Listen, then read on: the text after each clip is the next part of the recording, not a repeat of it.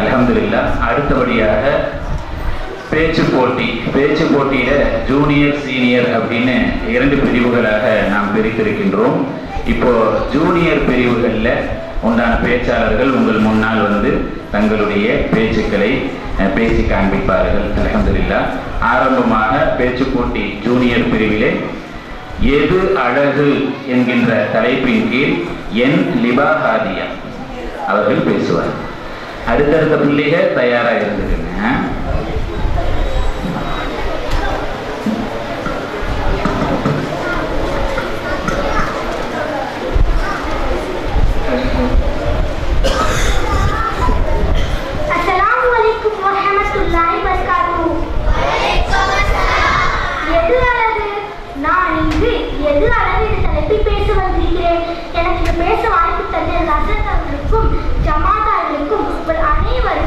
நன்றி கூறி நன்றியே துணிகிறேன். கண்ணியத்துக்குரிய அல்லாஹ்வின் நல்லடியார்களே, இந்த உலகத்தின் அழகான வகையை நாம் அனைவரும் ரசிக்கிறோம். அழகாக இருக்க நாம் ஆசைப்படுகிறோம். அழகாக என்று ஒரே காரணத்திற்காக எப்பாடலே ஒதுக்கிறோம். நீ அழகாக என்று பிறர் நம்மை ஏற்காவிட்டால் நம்மை ஒதுக்கினால் மனம் பாடுகிறோம். எது அழகு? சிவந்த நிறமா, புராண மூக்கா, நீ போன்ற வீடுகளா, மரப்பான உடல் அமைப்பா, வண்ண வண்ண உடைகளா, விதவிதமான சிறிய அலங்காரங்களா, விலை உயர்வான நகை அலங்காரங்களா? அன்பானவர்களே, இவைகள் எல்லாம் அழகுதான். ஆனால் இவைகள் மட்டும் அழகல்ல. குழந்தைகளை அன்போடும் பண்போடும் அதை நடத்து வளர்க்கும் அப்பெற்றோர்கள் அழகு. அப்பெற்றோர்களை வயதான காலத்தில் பெண்ணிற்காகும் பிள்ளைகள் அழகு. மனைவி மக்கள் தட்டாத கணவன் அழகு. கணவனை விட்டுக் கொடுக்காத மனைவி அழகு. பெண் பிள்ளைகள் நிர்வாகம் நடத்தும் ஆண்கள் அழகு.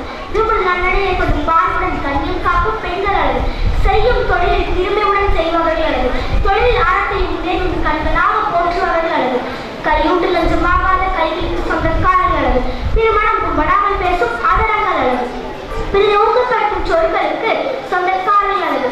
சாலையை விபத்து நேராவனம் பொறுப்புடன் வண்டி ஓட்டுபவர்கள் அழகு.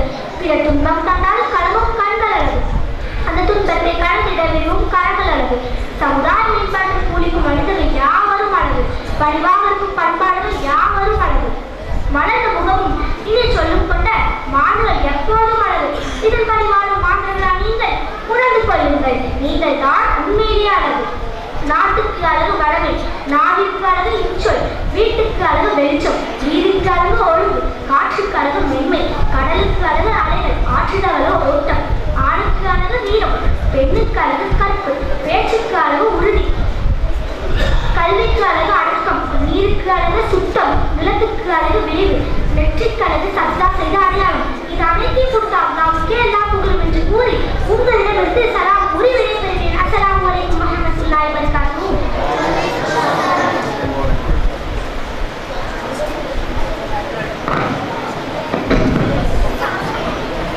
அல்ஹம்துலில்லாஹ். லிபாஹாதியா கூறியது போல் அழகான ஒரு வாழ்க்கையை நமக்கு அல்லாஹ் நசீபாக்குவானாக. அவரை தொடர்ந்து அடுத்தபடியாக நாக்காத்தல் நலம் பயக்கும் என்கின்ற தலைப்பில் ஏ அசீல் அவர்கள் பேசுவார்கள்.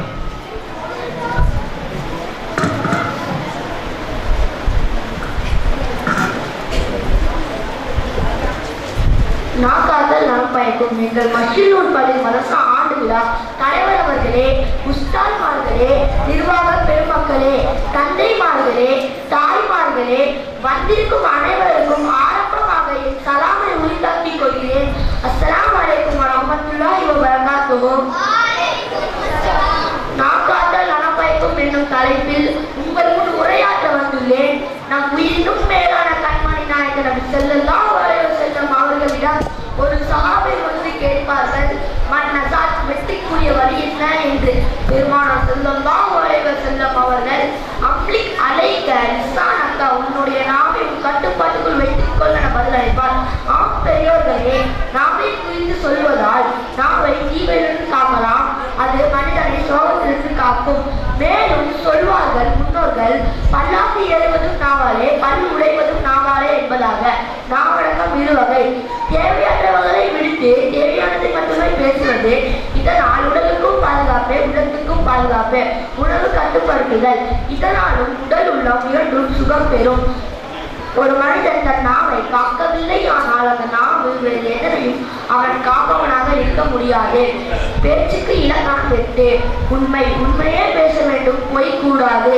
2. நன்மை நன்மையானதையே பேச வேண்டும், தீமை கூடாது. 3. எல்லாரிடமும் அன்புடனே பேச வேண்டும், வெறுப்பு கூடாது. நிதானம் எதையும் நிதானமாக பேச வேண்டும், அவசரம் கூடாது. இனிமையாக பேச வேண்டும், கடுகடுப்பாக பேசக்கூடாது. ஆழம் கருத்தாலும் உள்ளதையே பேச வேண்டும், கண்டதையும் பேசலாகாது. சமயம் நேரமறிந்து பேச வேண்டும், எல்லா நேரங்களிலும் எல்லாவற்றையும் பேசலாகாது. சபையறிந்து பேச வேண்டும், சபை நாகரிகமின்றி பேசக்கூடாது. கண்ணியத்துக்குரியவர்களே, பேச்சின் மதிப்பு என்னவென்று கூறவா?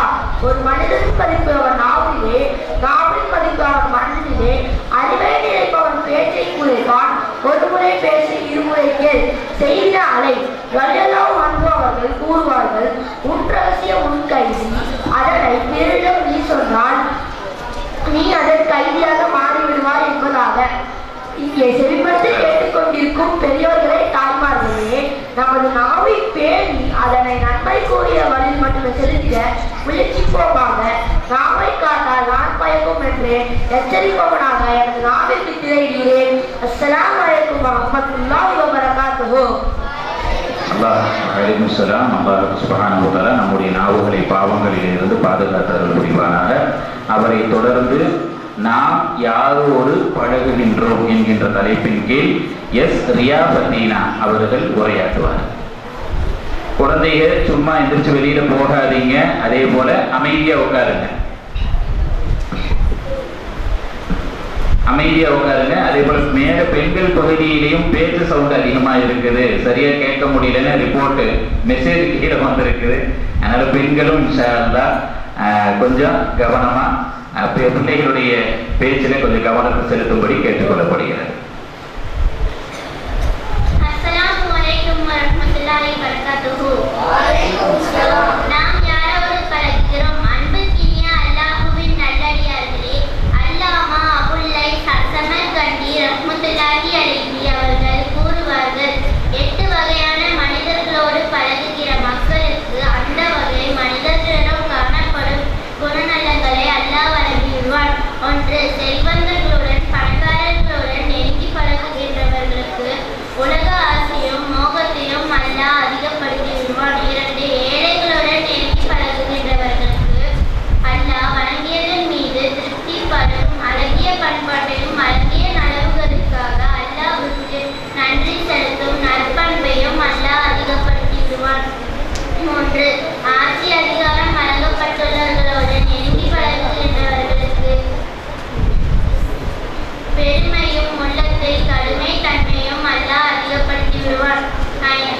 4. பெண்களுடன் நெருங்கி பழகுகின்றவர்களுக்கு மனோ இச்சையும் மனமைத்தனத்தையும் அல்லாஹ் அதிகப்படுத்தி விடுவார். 5. சிறுவர்களுடன் நெருங்கி பழகுகின்றவர்களுக்கு விளையாட்டுத்தனத்தையும் ஏறி கூத்தான நடவடிக்கைகளையும் அல்லாஹ் அதிகப்படுத்தி விடுவார். 6. பெரும்பாவிகளோடு நெருங்கி பழகுகின்றீர்கள்,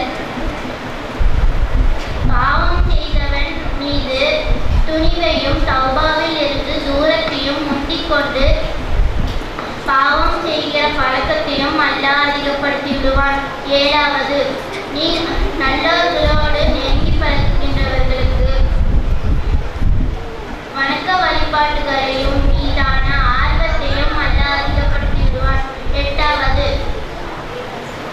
மார்க்க அறிஞர்களோடு நெருங்கி பழகுகின்றவர்களுக்கு கல்வியையும் பேணுதலையும் அல்லாஹ் அதிகப்படுத்தி விடுவான். நீங்கள் யாரோடு நெருங்கி பழக விரும்புகின்றீர்கள்? அல்லாஹ் எதை அதிகப்படுத்தி தர வேண்டும் என பிரியப்படுகின்றீர்கள் என்பதை சிந்தித்து நாம் பழகும் நபர்களை தேர்ந்தெடுத்து நல்லவரின் வாழ்வை வாழக்கூடியவர்களாக வல்லோன். அல்லாஹ் நாம் அனைவர்களையும் ஆக்கி அருள் புரிவானாக. அஸ்ஸலாமு அலைக்கும்.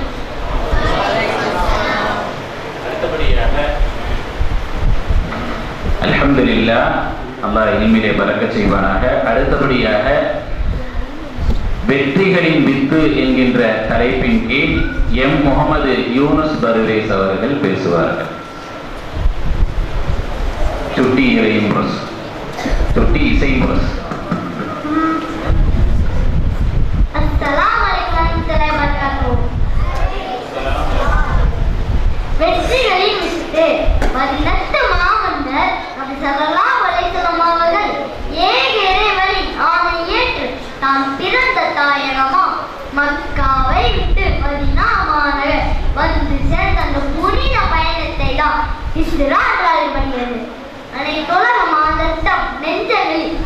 கொஞ்சமும் மறைந்திடலாம் என்று எண்ணித்தான் அப்பயணத்தையே அது நடைபெற்ற மாதமாகிய முஹர்ரம் மாதத்தை இஸ்லாமியரின் புத்தாண்டு துவக்கமென ஈடு இணைத்த இரண்டாம் ஜனாதிபதி சையத்னா உமர் ரலியல்லாஹு அன்ஹு அவர்களால் இவ்வுலகுக்கு பிரகடனப்படுத்தப்பட்டது என்பது வரலாற்றில் உண்மை நினைவாகும். உயிரோட்டம் நிறைந்த இப்பயணத்தின் பின்னணியில் அப்படி என்னதான் இருக்கிறது என்று சற்று சிந்திக்க முற்பட்டால் அந்த ஹிஜ்ராவுக்கு பிறகுதான் பெருமான் நபி ஸல்லல்லாஹு அலைஹி வஸல்லம் அவர்களால் இன்றைய மனித சமுதாயத்தில் எண்ணற்றவற்றுக்கு வித்திடப்பட்டிருக்கிறது. நம்மால் உண்மையை விளங்கிட முடியாது. ஆம், நிலத்தின் வரம்பால், நிறத்தின் பெயரால், குலத்தின் தரத்தால், மொழியின் வழியால், பிறப்பின் நிலையால் மனிதனை மனிதன் பாகுபடுத்தி காட்டி வேறுபடுத்தி தாழ்த்தி ஏற்றத்தாழ்வுகளை பதைத்து பொது சந்தைகளில் சிலரை அடிமைகள் என அடையாளமிட்டு ஆடு மாடுகளை போல் ஏலம் விடப்பட்ட கொடுமையான கோலம் மாற்றப்பட்டு ஒவ்வொரு மனிதனுக்குள்ளும் அன்பு, ஆரம், கல்வி, ஞானம் அனைத்து விடுகிறது. ஆகவே மனிதனாக மதிக்கப்பட வேண்டும் என்ற உடனே இவ்வுலகுக்கு உரைத்திட வைத்ததல்ல ஹிஜ்ராவுக்கு பிறகுதான் தடி பிடித்து தடுமாறி நடை போடும் இளம் கூட தான் மனையை மாடு விட்டால் மறுமணம் செய்வது தவறொன்றும் இல்லை. ஆனால் வராது போன்ற இளநங்கை தான் கணவரை இழந்து விட்டால் சிறர் கூட பாராமல் கணவரின் பிறத்தோடு சிதை கட்டி கிடத்தப்பட்டு உயிருடனே அழைக்கப்பட்டவா கொடுக்கும். ஹிஜ்ராவுக்கு பின் வன்மையாக கண்டிக்கப்பட்டு நிறுத்தப்பட்டது. ஆரவும் பாரவும் அதிலே கூடும் மட்டும்தான் பெண்கள் தருகிறார்கள். கல்வி தேடிடவோ கனவை தேர்ந்தெடுத்துக் கொள்ளவோ பெற்றோர் நல்லது கனவை சொத்துக்களில் பங்கு கோரவோ வேண்டாத கணவனிடமிருந்து விவாதத்தை பெற்றுக் கொள்ளவோ எந்தவித ஒரு முன்கிடையாது என்ற அன்றைய மதங்கள் பெயரால் மட்டிடப்பட்டு மாதல் குல மதிகள் கொடுமைப்படுத்தப்பட்டு வருகிறார்கள். முற்றிலுமாக மாற்றப்பட்டு இன்றைய தினம் பின்னகம் சென்று வென்று வரும் அளவுக்கு கல்வி கட்டிடும் கல்வி தெரிந்து கொள்ளும் சொத்துமை பெற்றிடும் விருப்பங்களை யாவால் விவாதம் பெற்றுக் கொள்ளும். பெண்கள் ஆண்களின் அடிமை அல்ல, மாறாக சமுதாய கண்கள் உயரமான அந்தஸ்து வழங்கப்பட்டு வாழ்த்தப்பட்டதும் அந்த ஹிஜ்ராவுக்கு பிறகுதான். சுருங்க கூறி ஹிஜ்ராவுக்கு பின் அடிமை தளத்தில் தாய் அருந்தது, ஆதிக்க முறையினரின் நகர்நயம் மறைந்தது, பெண்மையின் நிலை உயர்ந்தது, தன் மான உணர்வு தலை நிமிர்ந்தது, மனித பண்பாடும் நாகரிகமும் அரசியல் நெறிமுறைகளும் செம்மையுற்று நின்றன. வாழ்வின் மேன்மையும் மன தூய்மையும் உணரப்பட்டு உயர்ந்தது. தன்னலவாதிகளான அரபுகள் நன்னல தொண்டர்களால் நல்வாழ்வு பெற்றனர். சூரியன் குறியிலும் மாறின் மதுவின் மனதை பறி கொடுத்து மயங்கி கிடந்தோர் இறை தூதர் ஸல்லல்லாஹு அலைஹி வஸல்லம் அவர்களை தூதிலும் துதியிலும் நம்மை அர்ப்பணித்து வாழும் இறையடியார்களை பரிணமித்தனர். அரபிகள் இல்லையெனில் உலகில் புதுநாகரிகமே இல்லை என்ற பழமொழி உருவாகிட காரணமாகி புகழடைந்தனர்.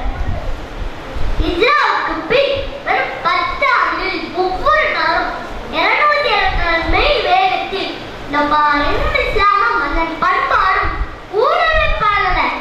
ஆகா, இவைகள் அல்லவா வெற்றி வித்துக்கள். அஸ்ஸலாமு அலைக்கும் வரஹ்மத்துல்லாஹி வலைக்கும் அஸ்ஸலாம் வரஹ்மத்துல்லாஹி வபரகாத்துஹு. பாரக்கல்லாஹ் பாரக்கல்லாஹ். அவரை தொடர்ந்து வதந்தி வேண்டாம் என்கின்ற தலைப்பின் கீழ் ரிஹா அஸ்மினா. வதந்தி வேண்டாம். கண்ணியத்திற்குரிய பள்ளிவாசல் தலைவர், செயலாளர் மற்றும் நிர்வாக பெருமக்களே, ஜமாத்தார்களே, இவ்விழாவிற்கு சிறப்பு விருந்தினராக வருகை தந்த ஆலிம்களே, சமூக சேவையாளர்களே, இவ்விழாவிற்கு உடலாலும் பொருளாலும் உதவி செய்த செல்வந்தர்களே மற்றும் பெற்றோர்களே, என்னுடன் பயிலும் மாணவ மாணவிகளே, அனைவருக்கும் என் இனிய சலாம். அஸ்ஸலாமு அலைக்கும் வரஹ்மத்துல்லாஹி வபரகாத்துஹு. அல்லாஹ் குர்ஆனில் ஒரு வசனத்தில் சொல்கிறார்,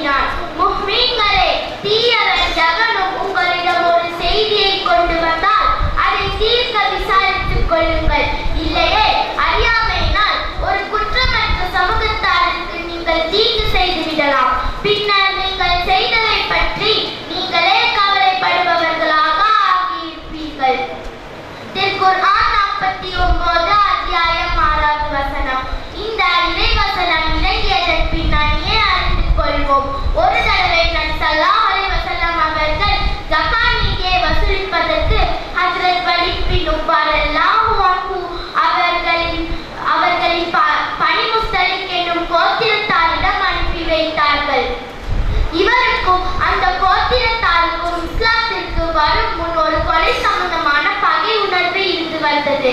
இஸ்லாத்திற்கு வந்த பின் அந்த பகை மறைந்து போனது.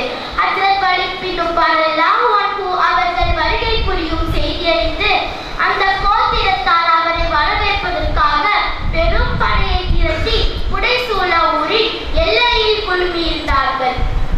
இதை கண்ட ஹஜ்ரத் வலீத் பின் உமர் ரலியல்லாஹு அன்ஹு அவர்கள் உண்மை என்னவென்று உறுதிப்படுத்தாமல் பழைய பகையை மனதில் வைத்து நம்மை தீர்த்து கட்ட இவர்கள் குழுமியிருக்கிறார்கள் என மனதில் நினைத்து வந்த வழியை நோக்கி நபி ஸல்லல்லாஹு அலைஹி வஸல்லம் அவர்களிடம் திரும்பி விட்டார்கள். மேலும் அந்த கோத்திரத்தார் குறித்து தம் என்ன அடிப்படையில் பின்வரும் சில வதந்திகளை பரப்பிவிடுகிறார்கள். 1. அவர்கள் இஸ்லாத்திலிருந்து வெளியேறிவிட்டார்கள். 2. ஜகாத் நீதியை தர மறுக்கிறார்கள். 3. என்னை கொலை செய்யவும் தயாராகி விட்டார்கள் என்றார்கள்.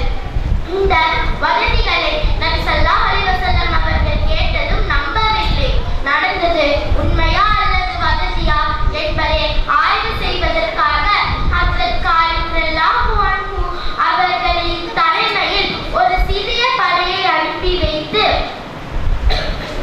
அவர்களுக்கு தெரியாமல் அந்த ஊருக்குள் நுழையும்படி ஆலோசனை வழங்கினார்கள். அந்த ஊரின் எல்லை அருகே படை வந்ததும் ஹஜ்ரத் காலித் ரலியல்லாஹு அன்ஹு அவர்கள் சில ஒற்றர்களை உளவு பார்க்க அனுப்பி வைத்தார்கள்.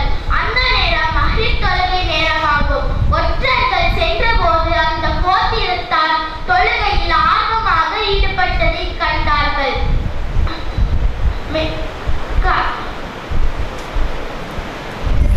இந்த செய்தியை நபி ஸல்லல்லாஹு அலைஹி வஸல்லம் அவர்கள் கேட்ட இந்த செய்தியை ஹஜ்ரத் காலித் ரலியல்லாஹு அன்ஹு அவர்கள் அடுத்த நாள் காலையில் அவர்களிடம் சென்று நடந்த உண்மை நிலவரத்தை எடுத்துச் சொன்னார்கள். அப்பொழுதுதான் இந்த மேற்கூறப்பட்ட 49 அத்தியாயம் 6வது இறைவசனம் இறங்கியது. உடனே நபி ஸல்லல்லாஹு அலைஹி வஸல்லம் அவர்கள் நிதானம் இறைவனின் செயல், அவசரம் ஷைத்தானின் செயல் என்றார்கள். மேற்கூறப்பட்ட சம்பவத்தில் நபி ஸல்லல்லாஹு அலைஹி வஸல்லம் அவர்கள் அவசரப்படாமல் நிதானமாக சமயோசிதமாக நடந்து கொண்டதினால் ஒரு பெரும் போர் தவிர்க்கப்பட்டது. அந்த நபி தோழரின் வதந்தியை நம்பி நபி ஸல்லல்லாஹு அலைஹி வஸல்லம் அவர்கள் செயல்பட்டால் அநியாயமாக ஒரு சமூகத்தாருக்கு அநீதி இழைத்தவர்களாக ஆகியிருப்பார்கள். கண்டதையெல்லாம் பேசுவது வதந்தியின் ஆரம்ப நிலையாக அமைந்துவிடுகிறது. நாம் பேசக்கூடிய ஒவ்வொன்றுக்கும் நாமே பொறுப்பு. வதந்தியால் ஏற்படக்கூடிய அனைத்து விதமான அசம்பாவிதங்களுக்கும் அதனை பரப்பியவர் மீதே சாரும். இதை பற்றி உமக்கு தீர்க்க ஞானம் இல்லையோ அதை செய்ய தொடர வேண்டாம். நிச்சயமாக மறுமையில் செவிப்புலனும் பார்வையும் இருதயமும் இவை ஆகுமே அதனது செயல் பற்றி கேள்வி கேட்கப்படும். திருக்குர்ஆன் 17 அத்தியாயம் 36வது வசனம்.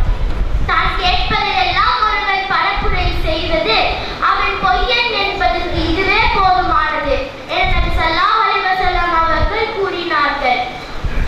அறிவிப்பாளர் ஹஜ்ரத் உமர் ரலியல்லாஹு அன்ஹு அவர்கள் நூல் முஸ்லிம். தான் கேட்பதையெல்லாம் ஒருவன் பரப்புரை செய்பவன் அவன் பரிபூர்ணமான முஸ்லிமாக முடியாது.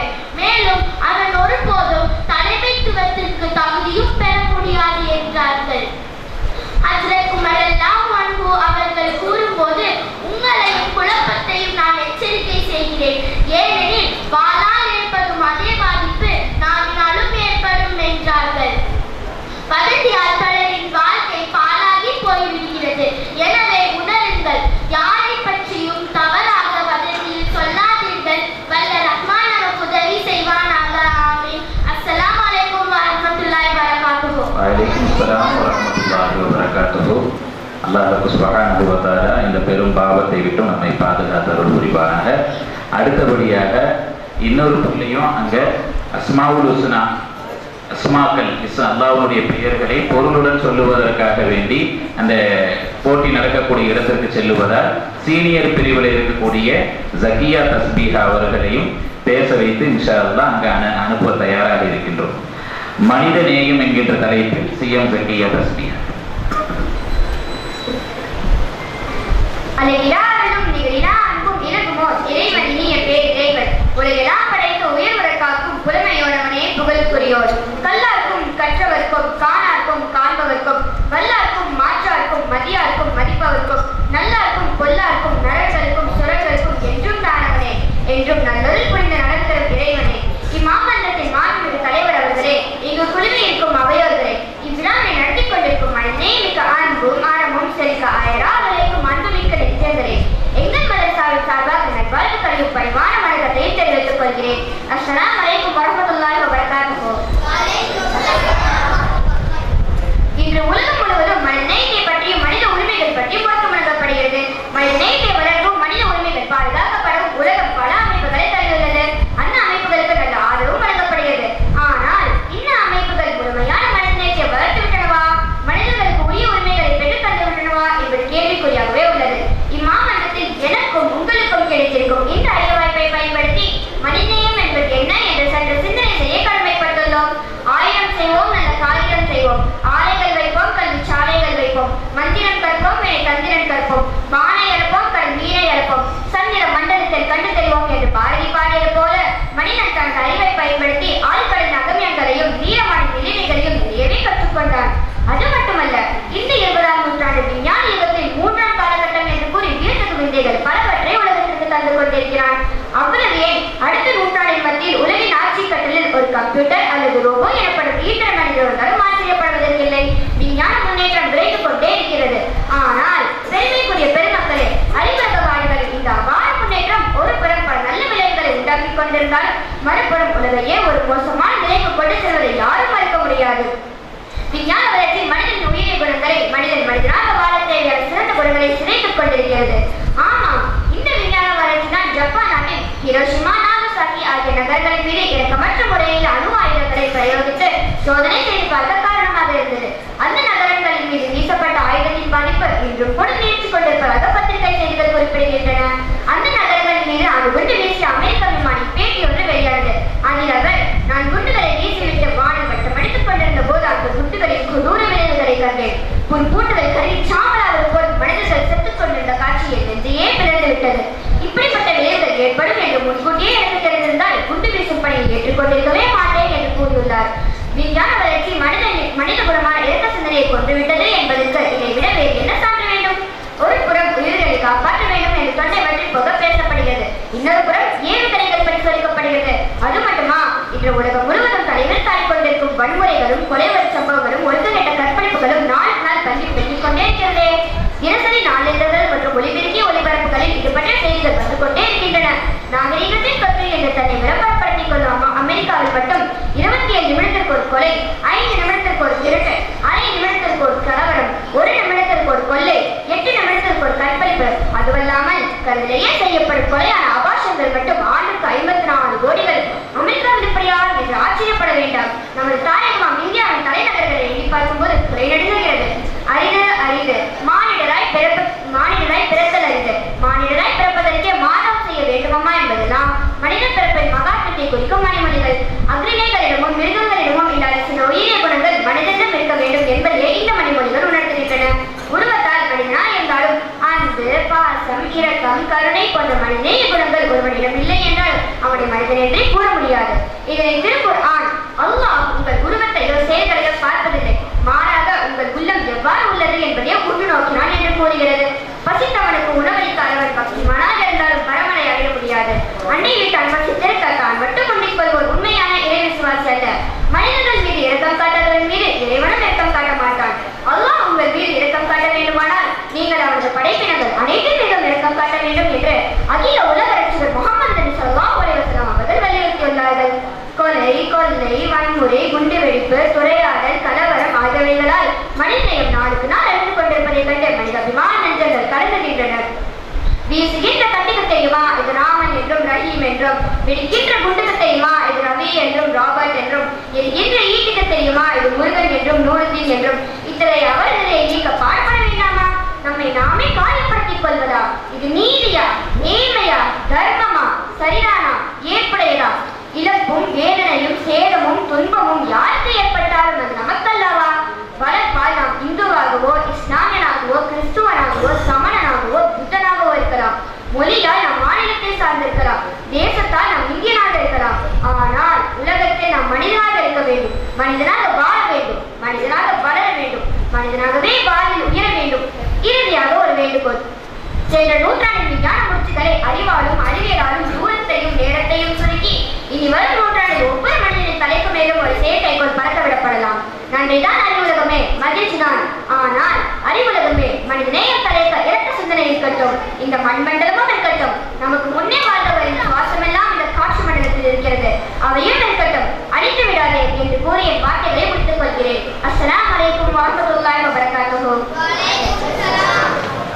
வலைக்கும் அஸ்ஸலாம் வரஹ்மத்துல்லாஹி வபரகாத்துஹு. அல்ஹம்துலில்லாஹ். இன்ஷா அல்லாஹ் மக்ரிபினுடைய வக்த் ஆயிடுச்சு. தொழுகைக்காக வேண்டிய தயாராகி